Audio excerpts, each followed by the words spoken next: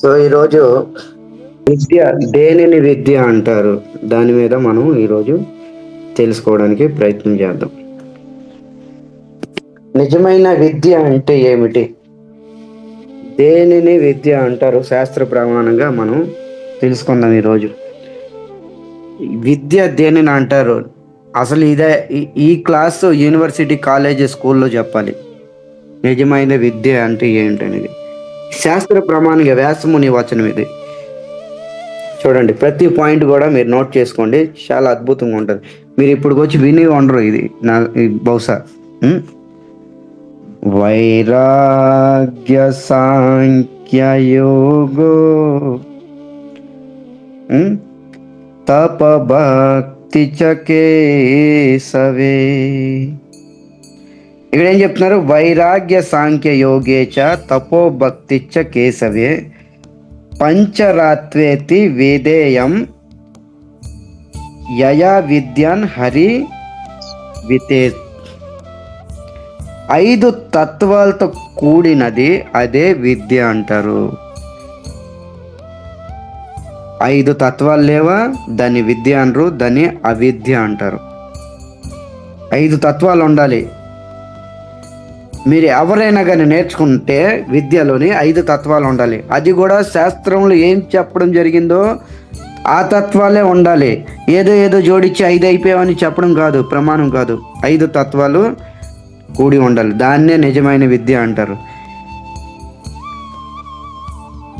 5 తత్వాలు ఏంటో ఇప్పుడు మనం క్రమంగా చూద్దాము. మీరు కూడా నోట్ చేసుకోండి, భవిష్యత్తులో మీరు కూడా ఎవరికైనా చెప్పడానికి ఉపయోగపడుతుంది అన్నమాట. మొట్టమొదటిది ఏం చెప్తున్నారు? వైరాగ్య సాంఖ్య యోగేచ. మొట్టమొదటిది వైరాగ్యం ఉండాలి. విద్యలో వైరాగ్యం ఉండాలి.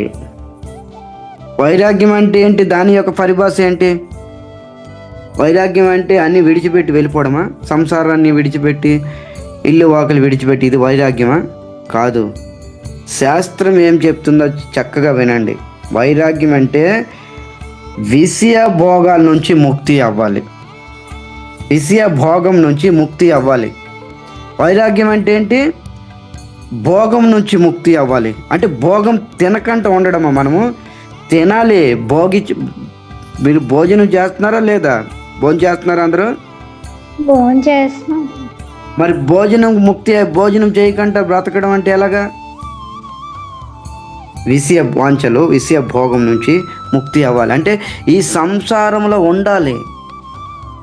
ఈ సంసారంలో ఉండి ఈ సంసారం పట్ల, జడ జగత్తు పట్ల, వస్తువైనా వ్యక్తి అయినా ఆసక్తి ఉండకూడదు. ఇది వైరాగ్యం అంటే. నిజమైన వైరాగ్యం పరిభాష అదే. ఇల్లు వాకులే విడిచిపెట్టి జడలు ధరించుకొని కాషాయం వేసుకొని వెళ్ళిపోవడం ఇది వైరాగ్యం కాదు. భగవద్గీతలో కృష్ణుడు స్వయంగా చెప్తున్నాడు అన్నమాట. ఇవన్నీ లోతుగా చదవండి, ప్రతి ఒక్కటి కూడా అర్థమవుతుంది. గీత అయినా, భాగవతమైన, రామాయణమైన. మనం అంత లోతుగా వెళ్ళట్లేదు, మనకు తెలియట్లేదు. వైరాగ్యం అంటే విడిచిపెట్టి వెళ్ళిపోవడం కాదు. ఈ జగత్తులోనే ఉండాలి. ఈ జగత్తు అనిత్యమని భావించి దాని పట్ల ఆకర్షణ పెట్టుకోకూడదు. వ్యక్తి అయినా, వస్తువైనా. దీన్ని వైరాగ్యం అంటారు. మీకు ఒక ఉదాహరణ చెప్తున్నాను చూడండి. ఒక రాజధాని ట్రైన్లోని ఒక 4 వ్యాపారస్తులు ఎక్కారు. రాజధాని అంటే చాలా, భారతదేశంలో రాజధాని ట్రైన్ అంటే చాలా హయ్యర్ లెవెల్ అన్నమాట. దీనికి మించిన ట్రైన్ లేదు. రాజధాని ఎక్స్ప్రెస్ అది పెద్ద పెద్ద రాజధాని సిటీల్లోనే తిరుగుతూ ఉంటుంది. ముంబై, ఢిల్లీ, కోల్కతా, చెన్నై ఇలాంటి రాజధాని నుండి తిరుగుతూ ఉంటుంది అన్నమాట. రాజధాని ఎక్స్ప్రెస్లో 4 వ్యాపారస్తులు ధనికులు ఎక్కారు. అదే రాజధాని ఎక్స్ప్రెస్లో ఒక సాధు సన్యాసి కూడా ఎక్కాడు. ఈ 4 కూడా గుసగుసలు ఆడుకుంటున్నారు అనమాట. అరే, ఒక సాధు సన్యాసి అయ్యుండి ఇంత ఖరీదైన రాజధాని ఎక్స్ప్రెస్లో జర్నీ చేస్తున్నారు, ప్రయాణం చేస్తున్నారు, ఏమనుకోవాలి అని గుసగుసలు ఆడుతున్నారు. వీళ్ళు గుసగుసలు ఈ సాధు సన్యాసికి అర్థమైపోయింది. ఈయన అడిగారు అనమాట, నాయనలారా మీరేంటి గుసగుసలు ఆడుతున్నారు, అసలు విషయం ఏంటో చెప్పండి, చెప్తే అర్థమవుతుంది. స్వామి, మీరు ఇంత సాధు సన్యాసులు అయ్యండి, ఇంత ఆ? ఖరీదైన టికెట్లు, రాజధాని టికెట్ కనీసం 3, 4, 5 వేలు ఉంటుంది. మామూలు సాధారణ ట్రైన్ టికెట్లు 1500, 2000 ఉంటుంది. ఇది 5-7 రూపాయల టికెట్. రాజధాని ఎక్స్ప్రెస్లో మీరు జర్నీ చేస్తున్నారు, మీరు వైరాగ్యమా? ఇదేం వైరాగ్యము అని ప్రశ్నించగా దానికి సమాధానము ప్రాక్టికల్గా చూపించాడు అనమాట. వైరాగ్యం అంటే ఏంటో నేను చూపిస్తాను చూడు. అర్ధరాత్రి ట్రైన్ వెళ్తుంది. అర్ధరాత్రి సమయంలోనే ఒక మంచి ఎడారి ప్రాంతంలో ట్రైన్ ప్రయాణం చేస్తుంది అనమాట. అర్ధరాత్రి చీకటి, ఎడారి గుండా వెళ్తుంది ట్రైను. వెంటనే చైన్ లాగాడు అనమాట ఈ సన్యాసి. చైన్ లాగి దిగిపోయాడు. నీకు నాకు తేడా ఏంటంటే, నేను అవసరమైనప్పుడు త్యాగం చేయగలను. మీరు త్యాగం చేయగలరా? ఈ ట్రైను వెంటనే నాతో పాటు దిగలరా? దీన్నే వైరాగ్యం అంటారు. సాధు సన్యాసి చెప్పాడనమాట. ప్రాక్టికల్గా మీకు చెప్పానమాట. ఇది ఉదాహరణ. దీన్నే వైరాగ్యం అంటే అవసరమైనప్పుడు త్యాగం చేయాలి. ఆకర్షణ ఉండకూడదు. ఈ జడ జగత్ విషయ భోగం మీద ఆసక్తి ఉండకూడదు. జగత్తులో ఉండాలి. జగత్తు పట్ల, వస్తువు పట్ల కానీ వ్యక్తి పట్ల కానీ ఆకర్షణ ఉండకూడదు. అవసరం వచ్చినప్పుడు త్యాగం చేయాలి. ఇక్కడ అలా త్యాగం నేర్చుకునేవాడే విద్యలో ఆ త్యాగం ఉండాలి. అవసరమైనప్పుడు త్యాగం ఉండాలి. Point number 1. తర్వాత సాంఖ్యతత్వం తెలిసి ఉండాలి. సాంఖ్యం అంటే ఏంటి? భౌతికము ఆధ్యాత్మికము రెండు వేరుగా చూడాలి. రెండు వేరే వేరే దిశలో చూడాలి. భౌతికం వేరే, ఆధ్యాత్మికం వేరే. రెండు కలపకూడదు.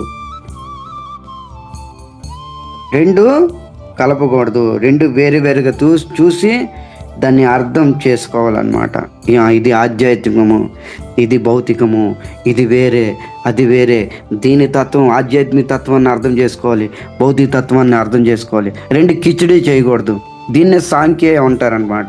ఈ కపిల భగవానుడు శ్రీమద్ భాగవతం 3వ స్కందంలో చక్కగా వర్ణించారనమాట.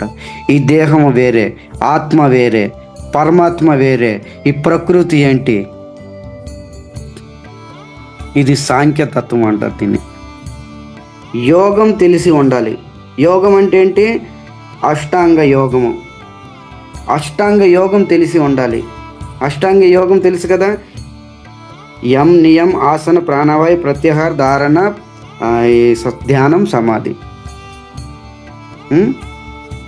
యం అంటే జీవితంలో కొన్ని త్యాగం చేసేయాలి.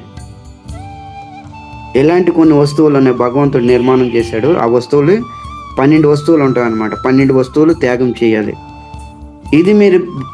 ఇది విస్తారంగా భగవంతుడు స్వయంగా ఉద్ధవుడికి ఇస్తాడు. దీన్నే ఉద్ధవ గీత అంటారు. నేను దీనికోసం క్లాస్ కూడా చెప్పడం జరిగింది, మీరు ఎప్పుడైనా వినొచ్చు.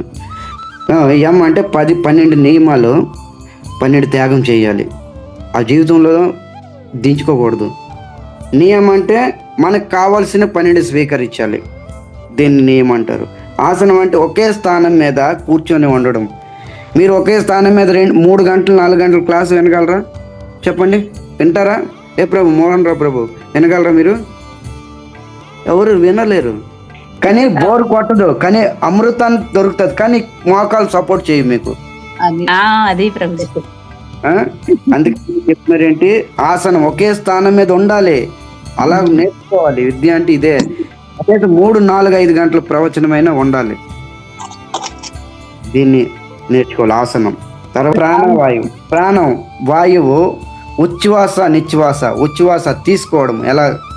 ప్రాణవాయువు కరెక్ట్ లెవెల్లో, కరెక్ట్ పద్ధతిలో తీసుకోవాలి. తర్వాత ప్రత్యాహారణ, వాయువు వదిలే పద్ధతి కూడా తెలుసుకోవాలి. ఎలా పడితే అలాగ నోటి ద్వారా తీసుకోవడము, నోటి ద్వారా వదలడము, ఇది అనారోగ్యం అన్నమాట. అసలు నోరు పని చేయకూడదు గాలి ఉచ్ఛ్వాస నిశ్వాసలోనే. కేవలం ముక్కు రంధ్రాలు మాత్రమే 2 పని చేయాలి. దీన్ని అంటారు ఏంటి? ప్రాణవాయువు, తర్వాత ప్రత్యాహార, తర్వాత ధారణ ధరించడం, తర్వాత ధ్యానం, తర్వాత 8 సమాధి. లాస్ట్లో సమాధి అన్నమాట. చూడండి, ఇన్ని గెలిస్తే గానీ అప్పుడు సమాధిలోకి వెళ్ళరు. ఇది వైరాగ్య సాంఖ్య యోగేచ తపో భక్తిచ్చ కేశవే. తపస్సు ఉండాలి జీవితంలో తపస్సు ఉండాలి.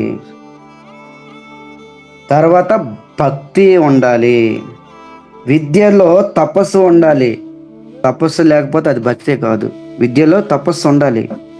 ఆ తపస్సు ఎలాంటిది? తపస్సు అంటే ఏంటి? ముక్కు మూసుకొని విలమాలయాలకు వెళ్ళిపోవడం, నీటిలోనే ఉండడము, ఇది తపస్సా? కాదు. విచారక పూర్వకమైన ఆలోచన ఉండాలి. విచారణతో ఆలోచన చేయాలి. ఏకాగ్రత ఉండాలి. దీన్ని తపస్సు అంటారు. చూడండి, విచారపూర్వకమైన ఆలోచన ఉండాలి. విచారపూర్వకమైన ఇది చేయదగ్గడిది మంచి నిర్ణయం తీసుకునే సమర్థత ఉండాలి. మంచి నిర్ణయం, మంచి డిసిషన్. తర్వాత ఏకాగ్రత ఖచ్చితంగా ఉండాల్సిందే. ఏకాగ్రత అంటే ఒకే దాని మీద ఉండాలన్నమాట. ఏకాగ్రత ఎంత కష్టం వచ్చినా, ఎంత నష్టం వచ్చినా సహించి ఉండాలి. దీన్నే ఏకాగ్రత అంటారు. తపో భక్తిచ్చ. ఈ 4 కూడా, ఈ తపస్సు, ఈ భక్తి ఎవరి కోసమై ఉండాలి? కేశవే అని చెప్తున్నారు. చూడు, విద్యలో భక్తి ఉండాలి. భక్తి సేవ రెండూ ఉండాలి. భక్తి ఉండాలి, సేవ ఉండాలి. తర్వాత విద్యలో ప్రేమ కూడా ఉండాలి. విద్యలో ప్రేమ లేకపోతే ఎందుకు? విద్యలో ప్రేమ కూడా ఉండాలి. ఈ 5 తత్వాలు ఉండాలి. ఈ 5 తత్వాలు కూడా దేనితో మనం సేవ చేయాలి? ఇక్కడ చెప్తున్నారనమాట. కేశవే. విద్య ఉండాలి, తపో భక్తి ఉండాలి, తపస్సు ఉండాలి, భక్తి ఉండాలి. ఆ భక్తి ఎవరి కోసం చేయాలి? కేశవుడు కోసం చేయాలి. కేశవ అంటే ఎవరు కేశవ అంటే? కృష్ణుడే ప్రభు. కృష్ణుడు. మరి కృష్ణుడికి కేశవ అని ఎందుకు అంటున్నారు ఇక్కడ?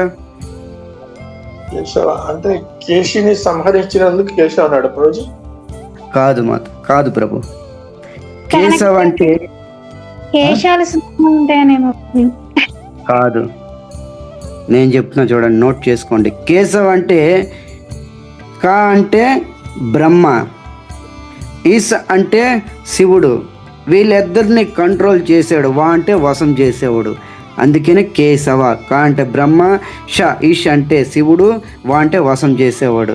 వీళ్ళిద్దరిని వశం చేసేవాడే కేశవుడు. ఎలా వశం చేస్తాడు? భయపెట్ట కాదు, అమృత తుల్యమైన భాగవత కథ ఇచ్చి తర్వాత ఆయన లీలల ద్వారా ఆకర్షించుకుంటాడు, వశం చేసుకుంటాడు. అందుకని ఆయన కేశవ అంటారన్నమాట. అలాంటి కా అంటే బ్రహ్మ ఎట్లా ప్రభుజీ? కా అంటే బ్రహ్మ అంటారు ఆయన. ఎందుకంటే సృష్టిలో మొట్టమొదటి జీవి బ్రహ్మ. అక్షరాల్లో ముందు కాకా గాగా వస్తుంది. అందుకనే ఇది స్టార్టింగ్ కూడా కా వస్తుంది, అక్కడ స్టార్టింగ్ కూడా కా వస్తుంది. అందుకనే స్టార్టింగ్ ప్రథమ జీవుడు బ్రహ్మ. అందుకని కా అంటే బ్రహ్మ, ష అంటే శివుడు. అంటే శివుడు ఈశ్వరుడు. ఆయన కూడా ఈశ్వరుడు కదా. శివుడిని ఈశ్వరు అంటారు కదా. అవునవునవును. అందుకే ఈ విధంగా కేశవ అనేసి అంటారు అనమాట. కేశవ అంటే విష్ణు భక్తి చెయ్యాలి. ఈ 5 తత్వాలు ఉంటేనే అదే విద్య. ఇక మీరు నిర్ణయించుకోండి, మీరు నేర్చుకునే విద్యలోనే ఈ 5 తత్వాలు ఉన్నావా?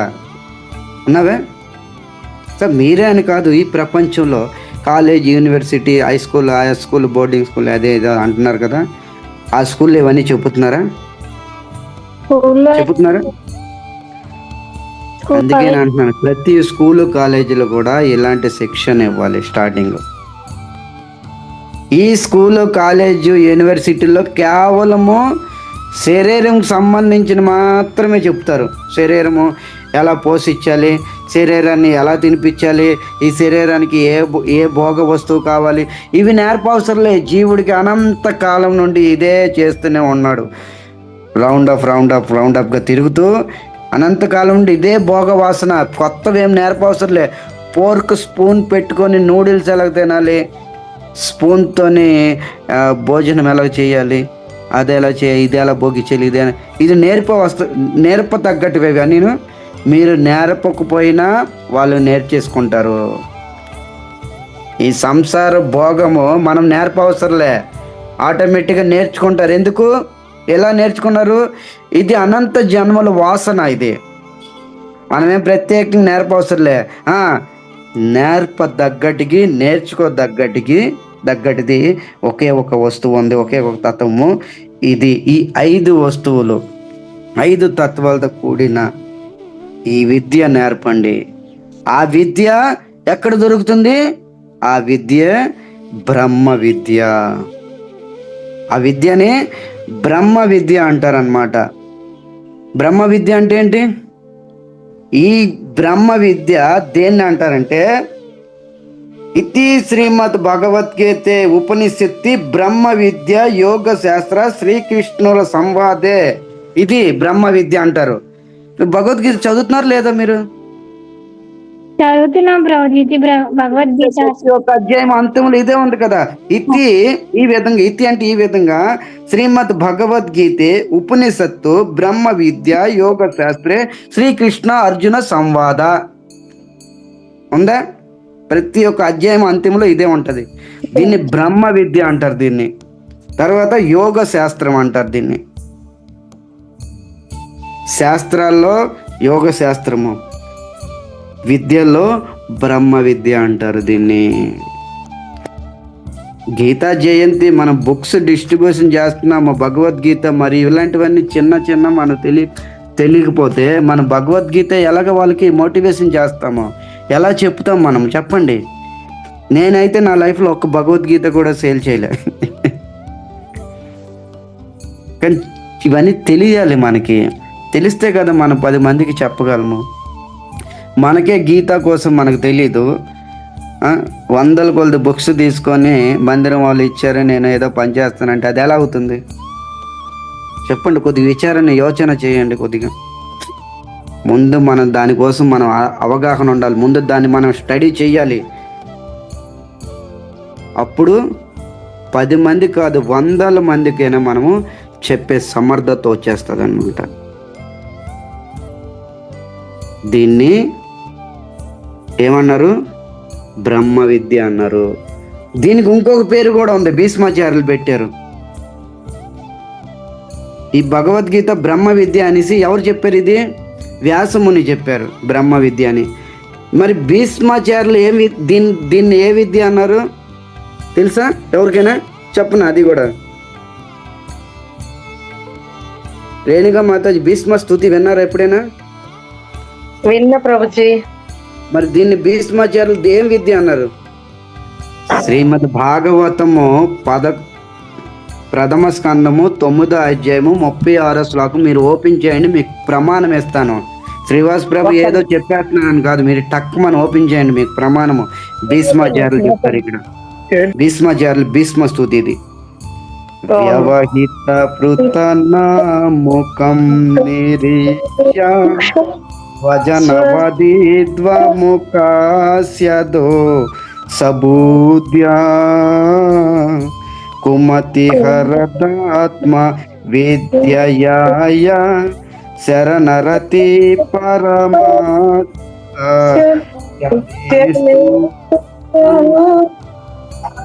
ఇక్కడ ఏం చెప్తున్నారు? కుమతి హర ద ఆత్మ విద్యయ ఉందా? దొరికిందా ఆత్మ విద్య? భీష్మాచార్యులు దీన్ని దేంతో పోల్చారు? ఆత్మ విద్య భగవద్గీత. అక్కడ వ్యాసముని బ్రహ్మ విద్య అన్నారు, ఇక్కడేమో ఆత్మ విద్య అన్నారు. ఇదే శ్రీకృష్ణుడు భగవద్గీత అన్నాడు. 3 ఒకటే, పేర్లు వేరే. ఆత్మ విద్య అంటే ఆత్మజ్ఞానము. ఎంత అద్భుతమైన భీష్మాచార్యులు చెప్తున్నారు. ఇది ఏ సిచ్యువేషన్లో చెప్పడం జరిగింది చెప్తున్నారు చూడండి. అంటే వ్యవహిత అంటే దూరంగా చూశాడు అర్జునుడు. ఇదే భగవద్గీతలో శ్లోకం ఉంది, సైన్యర్ ఉభయర్ మధ్య రథం స్థాపితం అచ్యుత ఉందా? దూరం నుండి చూశాడు, రథాన్ని నిలబడ్డాడు, ముఖాన్ని చూశాడు. వ్యవహిత పృతాన ముఖం నిరీక్షంగా చూశాడు అని పరీక్షించాడు. ఈయన నా తాత, ఈయన నా గురువు, ఈయన మా మేనమామ, పినతండ్రి, పెదనాన్న, మామలు, బావలు, బామ్మర్దులు, ఈ నిరీక్ష ముఖం ద్వారా నిరీక్షించాడంట, చూశాడంట అర్జునుడు. చూసిన తర్వాత ఏమనుకున్నాడు? స్వజన వధిద్వ, అరే నేను స్వజనులు చంపాలా, స్వజనులు చంపి వాళ్ళ నెత్తిడి కూడు తినాలా నేను, దీనికన్నా మంచిది భిక్షం ఎత్తుకొని నేను జీవిస్తాను, కానీ నేను యుద్ధం చేయను, నా స్వజనులు చంపి నేను విజయం పొందను అని. ఏమైంది? దోష బుద్ధి వచ్చింది అర్జునుడికి. అద్భుతం. భీష్మ స్తుతి జబర్దస్త్గా ఉంటుంది. ఎప్పుడైనా మీరు అవకాశం ఇవ్వండి నాకు, భీష్మ స్తుతి జబర్దస్త్గా చేద్దాం. స్వజన వదద్వి ముఖస్య, అర్జునుడి ముఖంలో దోష బుద్ధి ఏర్పడిపోయింది. చూడండి, దోష బుద్ధి ఏర్పడి కుమతి అల్పుడైపోయాడు. చూసారా? కుమతి మహాధరాత్మ, కుమతి హరతు, అల్పుడుగా నశించిపోయాడు అనమాట. అప్పుడు కృష్ణుడు ఆలోచించి అర్జునుడికి ఏం చేయాలి? ఆత్మవిద్య బోధించాడు. అలాంటి కృష్ణుడికి శరణరతి పరమాస్యత శమేస్తు, అలాంటి అర్జునుడికి ఆత్మవిద్య బోధించిన కృష్ణుడికి నేను శరణాగతి పొందుతున్నాను, పదే నేను నమస్కారం చేస్తున్నాను అని భీష్మాచార్యులు ఇక్కడ స్తుతి చేస్తున్నాడు అనమాట. సో వ్యాసముని దీన్ని బ్రహ్మ విద్య అన్నారు, తర్వాత భీష్మాచార్యులు ఆత్మ విద్య అన్నారు. ఇదే మానవ సమాజం, కృష్ణుడి నుంచి మానవ సమాజం దీన్ని భగవద్గీత అన్నారు అనమాట. సో 5 తత్వాలతో నిండిన విద్య ఏంటిది? బ్రహ్మ విద్య లేదా ఆత్మ విద్య లేదా భగవద్గీత. ఈ 3 ఒకటే, ఏదైనా చెప్పొచ్చు. ఇది నిజమైన విద్య. సో మీరు స్కూల్ యూనివర్సిటీల్లో నిజమైన విద్య సంపాదించలేదు, కానీ ఈరోజు భగవద్గీత మీరు అందరూ చదివి నిజమైన విద్య సంపాదించారు. ఇది మాత్రం ఖచ్చితం. శ్రీల ప్రభుపాదుల యొక్క కృపా కటాక్షం. మీరు కానీ నేను కానీ ఎవరైనా సరే భగవద్గీత చదివి నిజమైన విద్య సంపాదిస్తున్నారు. ఇదే నిజమైన విద్య. ఈ విద్యలో 5 తత్వాలు ఉండాల్సిందే, లేకపోతే అది విద్య కాదు, అవిద్య అయిపోతుంది. శరీరం సంబంధించిన స్కూలు కాలేజు బోధిస్తూనే ఉంటారు, ఇందులో నో డౌట్. నిజమైన జ్ఞానము, ఆత్మజ్ఞానం తెలుసుకోవాలి. శరీరం భోగించడం అనంత జన్మల నుండి జీవుడు ఇదే ప్రక్రియ చేస్తూనే ఉన్నాడు. ఇది పెద్దకు నేర్పవసరంలే. మోహన్ రావు ప్రభు, మీకు భోజనం ఎలా తినాలో నేను నేర్పాలా? చెప్పండి. నూడిల్స్ ఎలా తినాలో నేర్పాలా? అవసరంలే, మీరు ఆటోమేటిక్గా నేర్చుకోండి. ఎందుకు? అనేక జన్మల నుండి ఇదే వాసనతో వచ్చారు. అసలు మీరే కాదు, ప్రకృతిలో అందరూ, మనం అందరం కూడా, మీతో పాటు నేను, అందరూ కూడా, ఈ ప్రకృతిలో మానవులు అందరూ కూడా. కానీ నేర్పాలి అంటే, నేర్చుకోవాలి అంటే ఈ ఆత్మ విద్య, బ్రహ్మ విద్య, ఇది భగవద్గీత అనేది 5 తత్వాలతో కూడింది. ఇది నేర్చుకోవాలి, మనం నేర్చుకోవాలి, తర్వాత తోటి వ్యక్తికి నేర్పాలి. ఎందుకంటే ఇదే నిజమైన విద్య. ఇది అన్నమాట. ఓకే, ఈరోజు విద్య కోసం అయిపోయింది. ఇక రేపు మనం తెలుసుకుందాము దేవ. నిన్న చెప్పుకున్నాం దేవ. రేపు దాని మీద మనము